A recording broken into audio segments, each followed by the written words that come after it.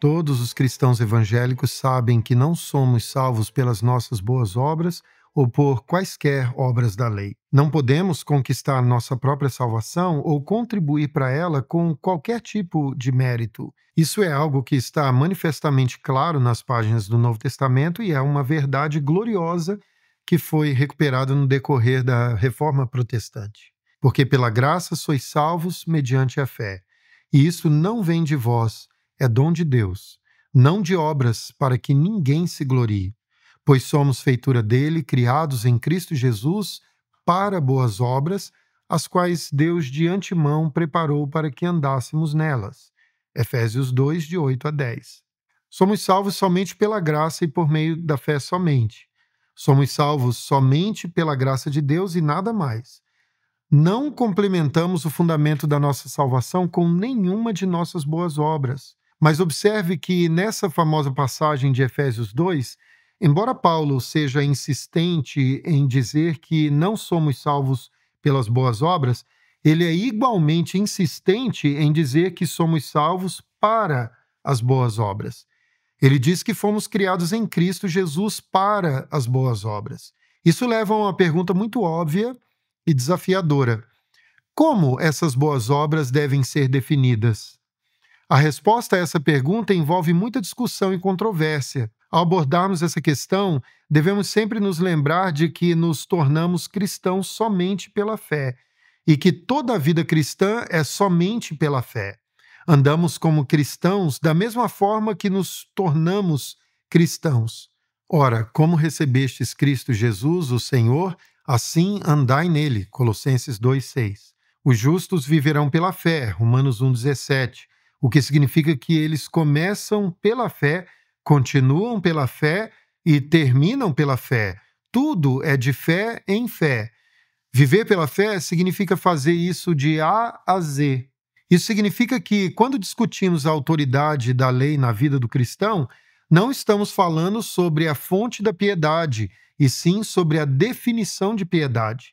A placa de limite de velocidade informa que você está indo rápido demais, mas não tem poder para reduzir a velocidade do seu carro. Teonomia é uma palavra composta que simplesmente significa lei de Deus. Como devemos viver nossa vida? A que padrão devemos procurar nos conformar no decorrer de nossa vida? De certa forma, todos os cristãos são teonomistas, porque todos acreditamos que devemos viver da maneira que Deus quer que vivamos. E quem teria alguma objeção contra isso? Ninguém acredita que os cristãos devam fazer o oposto do que Deus quer. A piadinha que o pastor Douglas Wilson faz quando alguém pergunta para ele se ele é teonomista é dizer algo como: eu? Não, eu odeio a lei de Deus. Soa meio absurdo, não é? Todos os cristãos devem querer o que Deus quer e procurar viver da maneira que Deus nos instrui a viver. Logo, isso significa que a questão da teonomia não é, em última análise, uma questão teológica, pelo menos não entre os protestantes reformados. Todos concordamos que não somos salvos pelas nossas boas obras, assim como concordamos que a nossa vida deve ser caracterizada por essas boas obras e que Deus é quem define quais são elas. Se essa não é uma questão teológica, então por que é tão controversa? Na verdade, essa é uma questão exegética. Deus revelou sua vontade nas Escrituras, mas como devemos interpretar a sua vontade revelada? Qual é a relação entre o Antigo e o Novo Testamentos? Qual é a relação entre a nação de Israel no Antigo Testamento e a igreja cristã? De que forma Cristo cumpriu a lei? Então, o que essa pergunta realmente significa? Se alguém perguntar se você é ou não um teonomista, que suposições podem estar por trás dessa pergunta? Isso pode significar que a pessoa está se perguntando se você é adepto do reconstrucionismo, um movimento muito ativo nos anos 80, e se você quer reconstruir os Estados Unidos como uma república cristã a partir do zero, com a lei mosaica como fundamento. A resposta a essa pergunta seria não. Ou pode significar que a pessoa quer saber se você acredita que as leis civis de Moisés devem ser importadas para a sociedade moderna e simplesmente implementadas de forma direta, sem conversa fiada. A resposta a essa pergunta também seria não. Uma terceira opção seria a seguinte: eu descreveria a opção que eu estou defendendo aqui como teonomia da equidade geral. E isso, é claro, leva à próxima pergunta: que raios isso significa? As Escrituras nos ensinam claramente que os dois grandes mandamentos são um sumário de toda a lei, Mateus 22:40. Isso significa necessariamente que esses dois mandamentos também resumem a parte do Antigo Testamento que chamamos de 10 mandamentos. Êxodo 20, de 1 a 17, Deuteronômio 5, de 6 a 21. Isso faz todo sentido, pois o maior mandamento tem a ver com os nossos deveres para com Deus, assim como os 4 primeiros dos 10 mandamentos. E o segundo maior mandamento tem a ver com as nossas responsabilidades para com o próximo. E isso corresponde aos assuntos abordados pelos últimos 6 mandamentos. Isso também é defendido pela Confissão de Fé de Westminster, capítulo 19, parágrafo 2, onde a lei é chamada de regra perfeita de justiça. No outro lugar, os 10 mandamentos são tratados como um sumário de todo o pacto. E escreveu nas tábuas as palavras da aliança, as 10 palavras, Êxodo 34, 28, a segunda parte do versículo. Aqui os 10 mandamentos são descritos simplesmente como as palavras da aliança. Esse é um tipo de descrição abrangente, o que significa que os 10 mandamentos também devem ser considerados como um sumário de toda a lei. Portanto, o fato de que toda a lei é resumida de várias maneiras diferentes é relevante para toda essa discussão, como veremos em breve. Mas a lei de Deus não é algo estático, suspenso em um grande gancho no céu. Ela foi dada aos homens no tempo e na história, e o que acontece nessa história é relevante para a aplicação da lei. A lei de Deus é estruturada de forma a levar em conta a história. Isso não é relativismo, é uma das perfeições da lei. Isso inclui o desenvolvimento da lei ao longo da história do Antigo Testamento e, é claro, inclui a culminação cósmica da lei nos eventos da encarnação. Primeiro, vamos considerar o seu desenvolvimento no Antigo Testamento. A lei, conforme dada a Moisés, antecipou o desenvolvimento de uma monarquia, porque tinha certos requisitos para esse rei, Deuteronômio 17, 18 a 20, e impunha certas restrições a ele, Deuteronômio 17, 16 e 17. Ele deveria se proteger contra as armadilhas perenes dos 3 Gs, glória, grana e garotas. Então, o povo pediu um rei a Samuel, o que não agradou em nada, porque eles pediram um rei como os que as outras nações tinham. Samuel lhes disse que era o que receberiam e que quando isso acontecesse, eles não gostariam muito. Mas quando a monarquia chegou e Samuel ungiu Saul como rei, ele escreveu uma constituição para eles que acomodava esse novo desenvolvimento. O desenvolvimento da lei dessa forma, ao longo do tempo, não era um defeito, e sim uma característica. Declarou Samuel ao povo o direito do reino, escreveu num livro e o pôs perante o Senhor. Então despediu Samuel todo o povo, cada um para a sua casa. 1 Samuel 10, 25.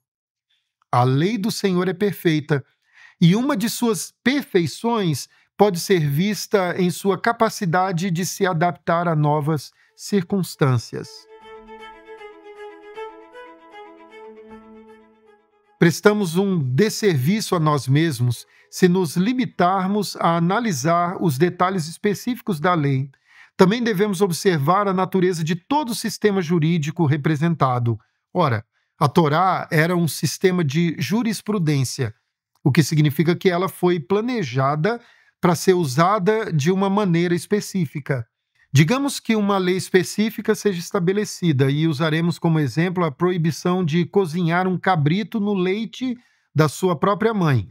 Êxodo 23, 19, 34, 26, Deuteronômio 14, 21. Agora, digamos que eu fosse subitamente e muito inesperadamente nomeado presidente de uma república bíblica ideal.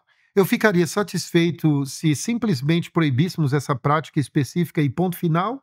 Não, porque em um sistema de jurisprudência, o que importa é o precedente e o princípio que está incorporado nele. O princípio aqui é que você não deve pegar aquilo que foi planejado para ser um instrumento de vida e transformá-lo em um instrumento de morte. É apenas com os bodes que Deus está preocupado? 1 Coríntios 9:9. Não, a educação é vital na vida de uma criança. Não transforme a sala de aula em um caldeirão para cozinhá-la.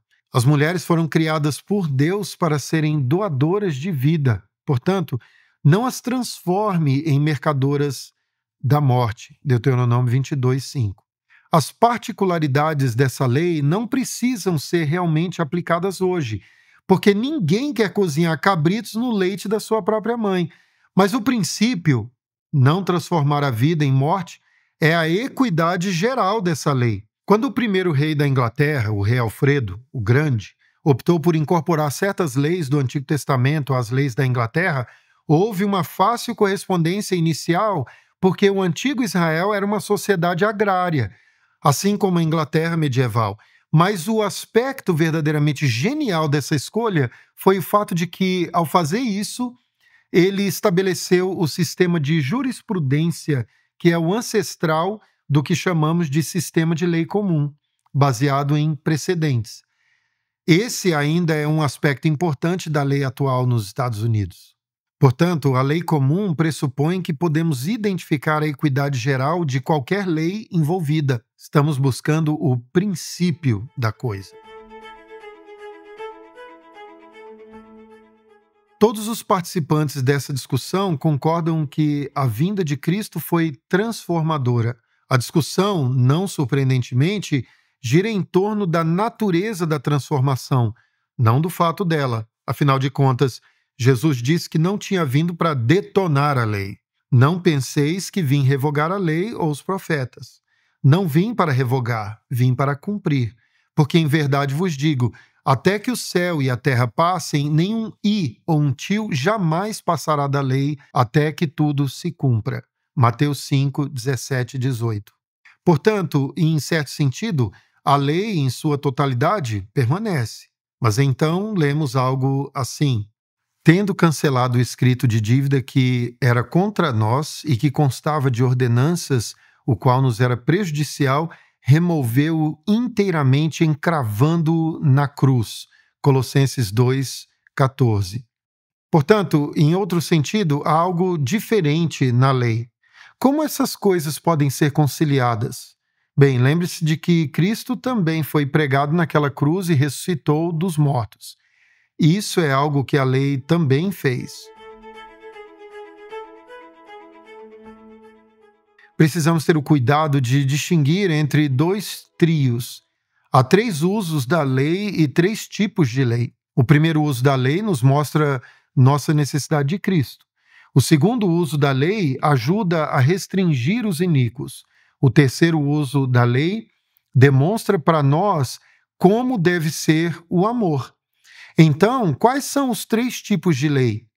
A Confissão de Fé de Westminster divide a lei do Antigo Testamento em 3 categorias distintas. São elas a lei moral, a lei cerimonial e a lei civil. No que diz respeito à primeira categoria, podemos dizer que a moral é o tipo de lei em que a obediência parece a mesma em todas as gerações.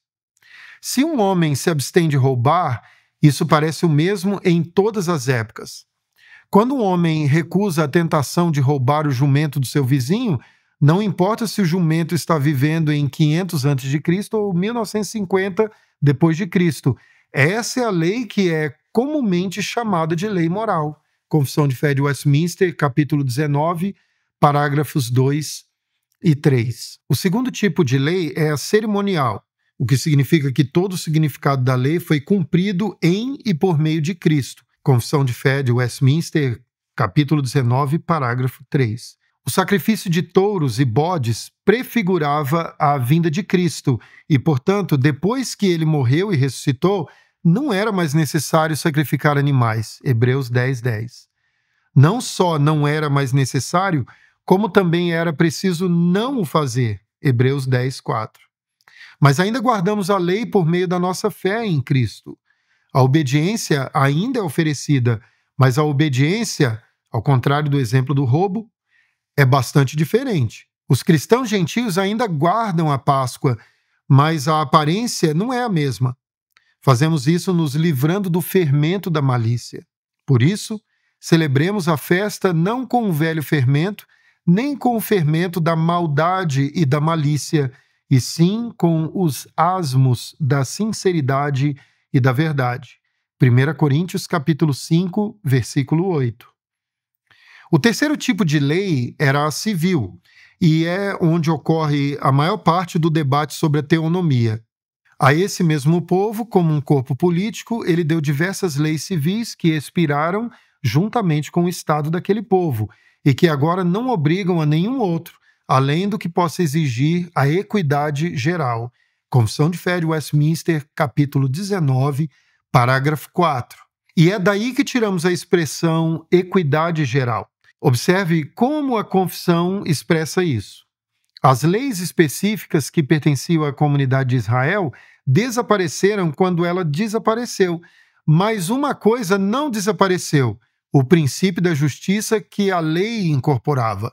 Quando se trata desse tipo de equidade geral, nossas obrigações continuam. Por exemplo, a lei exigia que os israelitas tivessem um parapeito ao redor do terraço da sua casa, Deuteronômio 22, 8.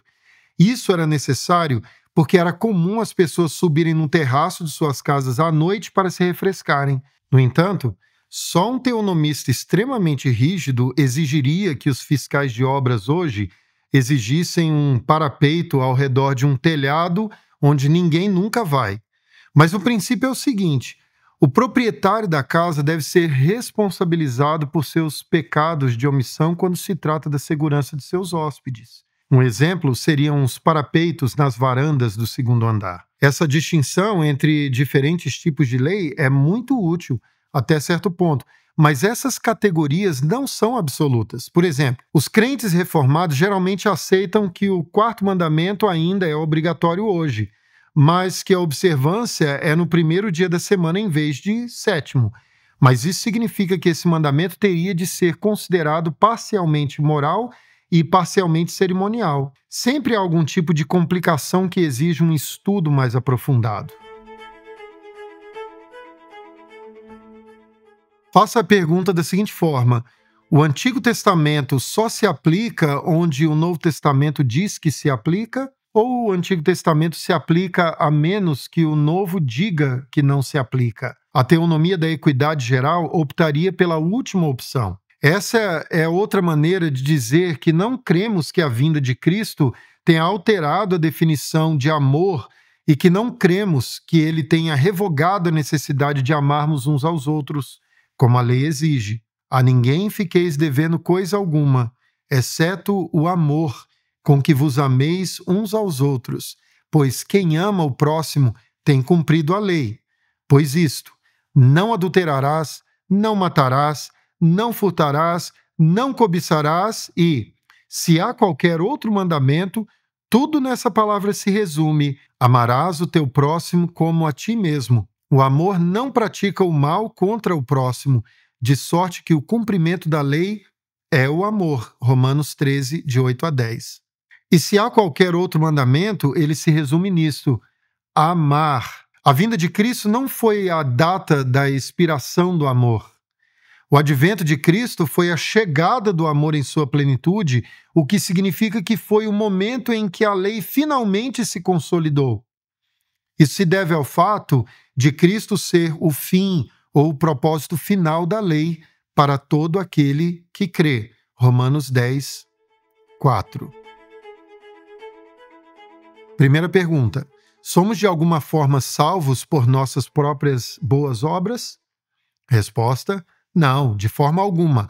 No entanto, somos salvos para que possamos fazer boas obras. Pergunta número 2. Como essas boas obras devem ser definidas? Resposta: as boas obras são, em última análise, definidas pelo caráter de Deus, conforme revelado em sua santa lei. Pergunta número 3. Em que sentido todos os cristãos são teonomistas? Resposta. Todos concordam que deveríamos fazer o que Deus quer que façamos. A discordância é exegética e tem a ver com a forma como determinamos o que Deus quer que façamos. Pergunta número 4. Onde são os 2 lugares em que toda a lei está sumarizada? Resposta. Toda a lei é sumarizada pelos 2 grandes mandamentos, amar a Deus e amar ao próximo. A lei inteira também é resumida pelos 10 mandamentos. Pergunta número 5. Vemos algum desenvolvimento da lei dentro do período de tempo do Antigo Testamento? Resposta: sim. Por exemplo, o livro de Deuteronômio prevê uma monarquia em algum momento, e quando isso aconteceu, Samuel escreveu uma nova constituição para Israel. Pergunta número 6. Esse tipo de desenvolvimento é algo que revela uma deficiência na lei? Resposta: não. A lei de Deus não foi planejada para permanecer estática e fixa. Pergunta número 7. Qual é o princípio central da exigência de que um cabrito não seja cozido no leite de sua mãe? Resposta: o princípio é que não se deve pegar algo que Deus deu para ser um instrumento de vida e transformá-lo em um instrumento de morte. Pergunta número 8. Por que seria inadequado simplesmente pegar uma lei do Antigo Testamento e instituí-la hoje? Resposta: isso seria inadequado porque também é necessário levar em conta todo o sistema jurídico do qual essa lei fazia parte. Pergunta número 9. Como a vinda de Cristo afetou a lei? Resposta: em um sentido, ele simplesmente cumpriu a lei. Em outro, como a lei foi crucificada com ele, ela foi transformada por meio de sua morte e ressurreição. Pergunta número 10. Quais são os 3 usos da lei? O primeiro uso da lei nos mostra nossa necessidade de Cristo. O segundo uso ajuda a restringir os iníquos. O terceiro uso da lei demonstra como deve ser o amor. Pergunta número 11. Quais são os 3 tipos de lei? Resposta: há a lei moral, que é imutável. Há a lei cerimonial, que é observada de forma diferente por causa do sacrifício de Cristo. E há a lei civil, que se aplicava somente a Israel, exceto quando a equidade geral exigia uma aplicação mais ampla. Pergunta número 12. Firmados no fundamento do Evangelho da livre graça, como devemos viver nossa vida cristã? Resposta: no fim das contas, tudo o que você precisa é amor.